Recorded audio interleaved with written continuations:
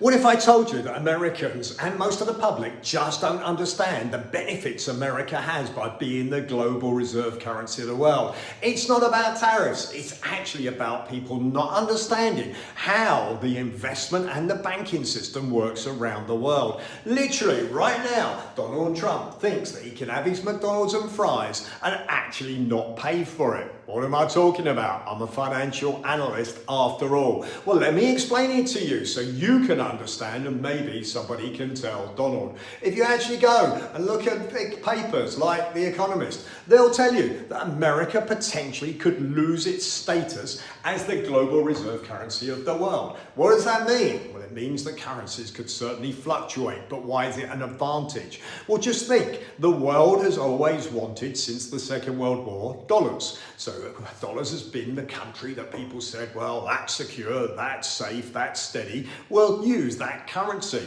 America gains. Why does it gain? Well, it gains because they can actually pay less interest. Imagine a country wants to borrow money. America pays a much lower interest rate because people want dollars than any other country. It saves them at least 1% per annum on their debt. That's massive. But not only that, the SWIFT system, it's American and they make money out of that. New York has become the financial capital. They make huge amounts of money from that. In fact, being the reserve currency of the world because people want dollars actually makes America 500 billion to $1 trillion every single year. Imagine somebody, a country, gave the US a credit card. It's got low interest rates and no limit. You can spend as much as you want. That's exactly what's happened to America. So why are they complaining? Well, what's happened is they've given these dollars, produced these dollars. They've, of course, bought things from other countries. Let's use China as an example. China has produced inexpensive and produced very efficiently goods. Let's take Apple, the iPhone. They produce it low cost and they're very effective at doing it. In fact, the Apple is produced and the workers get just about $3.50 an hour. So you can guess it's produced inexpensively and it's also very, very effective. So why is Donald complaining? Well, he's complaining because there's a massive deficit. In other words, America is spending, over-consuming so many goods. It's sending all this money to China. China, of course, is getting rich because why? It's actually produced a very efficient system. Donald says, well, that's not fair. We'll bring everything back by putting a tariff on China. Okay, well, guess what? That doesn't work as easily as he thinks. Is that really going to be Apple paying staff $16 perhaps an hour in California, the minimum wage? Is that really going to happen? Probably not, right?